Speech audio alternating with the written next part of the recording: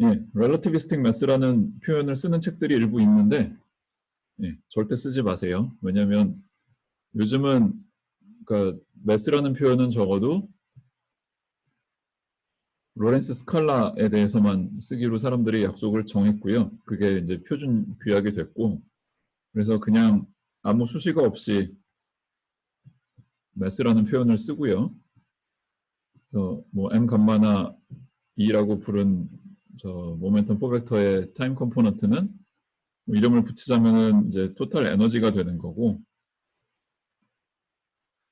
예, 이거는 다시 강조하지만 포벡터의 특정 컴포넌트를 지칭을 하는 겁니다.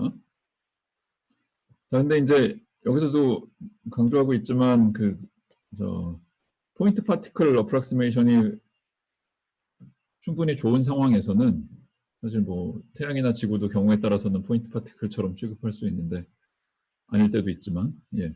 포인트 파티클 어프락시메이션이 괜찮은 상황에서는 지금 한 얘기가 그냥 끝이에요. 매스는 스칼라고 에너지는 에너지다. 근데 좀 더, 그러니까 이 논의를 조금 더 길게 끌고 가는 상황이 벌어질 수가 있는데, 뭐냐면, 예, 뭐 태양이고 지구고 자세히 들여다보면 굉장히 많은 입자들이 모여 있는 거잖아요. 예.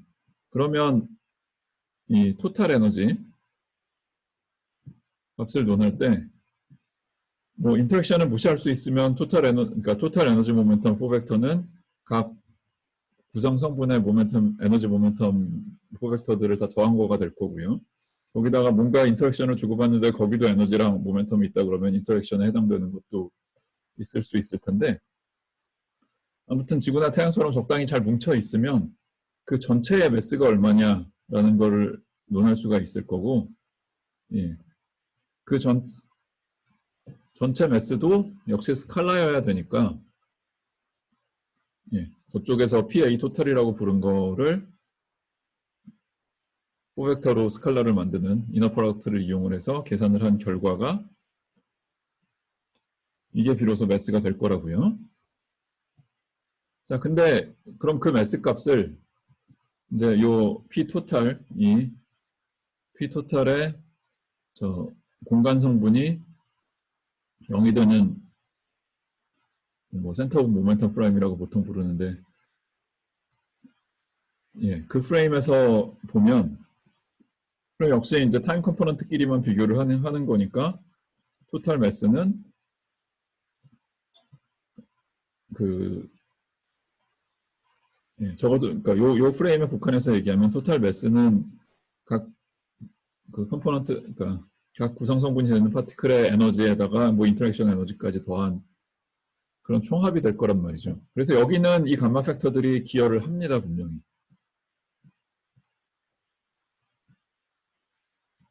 그래서 포인트 파티클 하나만 있을 때랑 여러 개의 파티클이 막 서로 인터랙션을 하면서 뭉쳐가지고 하나의 파티클을 이룰 때랑 조금 다른 층위의 논의가 필요하고요. 그래서 예, 키네틱 에너지가 매스에 영향을 주는 거는 이런 컴파짓 파티클, 예, 여러 개의 구성 성분이 모여서 만들어진 경우를 상정을 할 때 필요한 거고, 최종 결과만 보면은 여전히 이 매스라는 거는 예, 거시적으로 한 덩어리가 포인트 파티클처럼 보일 때 거시적으로 봤을 때 이 M은 여전히 스칼라여야 합니다. 예, 스칼라가 아닌 거를 매스라고 부르는 거는 여러분들은 절대로 따라가지 않았으면 합니다. 자, 그래서 뭐 상대론이 처음 나왔을 때도 그랬고 그 이후에 이제 그 상대론을 배우는 학생들도 종종 하는 질문이, 만약에 이런 식으로 그 각 구성 성분들의 뭐 키네틱 에너지도 토탈 매스에 기여를 한다면 예, 뜨거운 물은 찬물보다 무거운 겁니까? 라고 질문을 할 수 있죠. 예, 답이 뭐죠?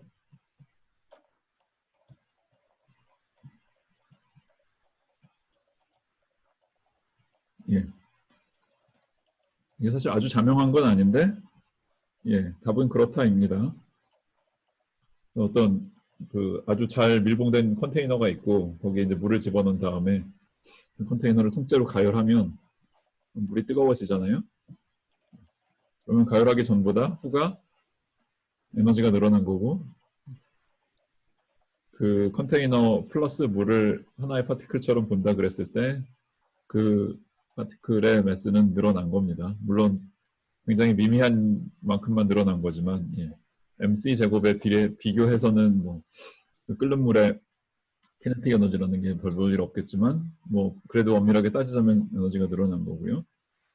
그 다음에 좀 다른 문맥으로 들어와서 예, 입자물리에서 이제 고민을 하는 것 중에 하나인데, 1960년대, 70년대 이후에 이제 쿼크라는 개념이 정립이 됐잖아요. 그래서 예컨대 양성자다 그러면 업쿼크 2개랑 다운쿼크 하나로 이루어져 있다고들 얘기를 하는데, 그러면 프로톤의 매스는 그냥 쿼크 매스 3개어치 더한 거면 되는 거냐? 라고 물어볼 수 있는데, 예. 물론 이제 많은 입자물리 학자들이 쿼크 매스와 프로톤 매스를 열심히 측정하고 이론적으로 계산하려고 노력을 하지만, 예. 하나 확실한 거는 그냥 프로톤 매스가 저 쿼크 매스의 합이랑 같냐면 전혀 달라요. 왜 달라지느냐? 예. 간단하게만 얘기하면 답은 아까 위에서 얘기한 저 인터랙션 에너지라는 거의 역할이 굉장히 중요해지고요. 예. 저 인터랙션 에너지의 역할이 사실 쿼크 자체의 질량보다 훨씬 더 중요해집니다. 그래서 믿거나 말거나 예. 이 강한 상호작용 QCD라고 부르는 이론이 있음에도 불구하고 아직까지도 어널리틱한 방법으로 예, 완전히 이론적인 방법으로 쿼크 매스와 그다음에 쿼크 그리고 강한 상호작용을 매개하는 근로원들의 상호작용에 관한 이론 등등을 이용을 해서 프로톤 매스를 이론적으로 계산하는 방법은 예, 아직도 알려져 있지 않아요. 그러니까 유일한 예외가 소위 레티스 QCD라고 강한 상호작용을 이제 컴퓨터에다가 집어넣고 뉴메리컬 시뮬레이션을 돌리는 분들이 계신데 예, 그분들은 그럭저럭 계산을 해낸다고 합니다.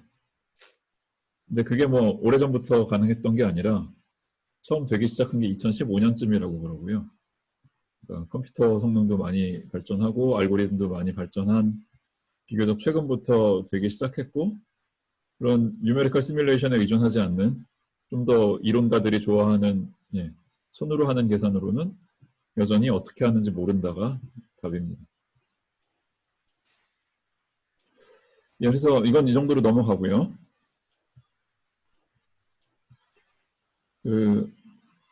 예, 좀 더 다양한 다이내믹스를 다루기 전에 거쳐가야 될 게 이제 빛이 가진 에너지인데요. 예, 그래서 그냥 거시적으로 파동으로 얘기하면 전자기파고 미시적으로 얘기하면 포톤 개념을 도입을 해야 되는데 여러분들 이제 전자기학을 다들 열심히 제대로 공부하고 온 분들이니까 전자기파가 에너지나 운동량을 끌고 다닌다라는 얘기를 적어도 한 번은 들어봤을 거예요. 그래서 예, 아마도 기억하시겠지만 전자기파가 있을 때 전자기파의 로컬 에너지 덴시티, 즉 단위 볼륨당 에너지는 대략 이렇게 써진다는 얘기를 본 적이 있을 거고요. 그러니까 전기장은 이렇게 생기고 자기장은 이렇게 생기고요. 그 다음에 예, 에너지뿐만 아니라 모멘텀도 끌고 다닐 수 있다는 얘기를 본 적이 역시 있을 거고 그쪽은 포뮬라가 이렇게 된다는 얘기를 들어본 적이 있을 겁니다. 예, 그러니까 전자기학 초창기만 해도 이제 전자기파가 에너지나 모멘텀을 끌고 다닐 거라고는 사람들이 상상을 못했을 텐데 전자기 이론을 충분히 발전을 시키다 보니 이런 결론에 도달을 했고 이제 그 경위를 간략하게만 얘기하면 전하를 띈 물체의 에너지가 어떻게 바뀌는지 저 로렌스 포스 같은 거를 가지고 쫓아다니다 보니까 예, 전하를 띈 물체들이 가진 에너지만 가지고는 에너지 보존 법칙이 깨지는 것 같은데 거기다가 예, 전기장, 자기장도 에너지를 가질 수 있다라고 가정을 하고 계산을 하다 보면 물체들의 그러니까 입자들의 에너지랑 이 전자기장의 에너지를 합쳐서 전체 에너지는 여전히 보존이 되게 만들 수 있다라는 걸 얘기를 했고 비슷한 얘기를 모멘텀에 대해서도 얘기를 할 수가 있다고요. 근데 그 중에서 이제 제일 간단한 사례로 뭐 그 전자기파의 모양은 아주 다양하게 줄 수 있지만, 예, 역시 이제 제일 간단한 플레인 웨이브 사례를 들면, 여러분들 잘 아시는 것처럼 이제 뭐 편의상 전자기파의 진행 방향을 Z 방향이라고 하면 전기장, 자기장의 저 폴라리제이션 편극 방향은 이제 저 Z 방향의 수직인 뭐 X, Y 방향이 되어야 되는데, 그래서 뭐 편의상 전기장을 X쪽, 자기장을 Y쪽이라고 놓고요. 그리고 여기 이제 웨이브 넘버, 웨이브 벡터 K랑 뭐 앵귤러 프리퀀시 오메가랑 등등은 여기 오른쪽에 오렌지색으로 색으로 적어놓은 것처럼 이런 관계식을 만족을 하고요. 그래서 이 플레인 웨이브 솔루션을 맥스웰 방정식에다가 집어넣고 이제 모든 방정식이 다 만족이 돼야 된다라고 요구를 하면, 그래서 몇 가지 조건들이 나오는데 뭐 그 중에 하나 이제 빛의 속력이 저 V0 입실론 제로에 의해서 결정되는 것도 있고, 또 하나는 예, 전기장의 진폭이랑 자기장의 진폭이 역시 저 광속 C를 매개로 연결이 돼야 된다는 게 나오고요. 그다음에 위에서 얘기했던 저 에너지 덴시티, 모멘텀 덴시티에다가 대입을 해보면, 예, 에너지 덴시티와 모멘텀 덴시티의 크기가 서로 밀접하게 연결이 된다는 걸 알 수가 있는데, 잠시만요.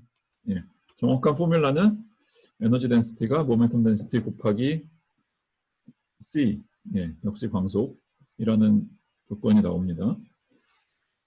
근데 이제 우리는 상대론적 단위계를 쓰면서 C는 1로 놓고 에너지랑 모멘텀을 같은 단위계로 쓰니까 뭐 예, 새로운 단위계에서는 결국은 이제 에너지 덴시티랑 모멘텀 덴시티가 크기가 같다라는 얘기가 되는 건데요. 그래서 뭐 플레인 웨이브에 대해서 이거는 그냥 고전 전자기학에서 사실인 거고요.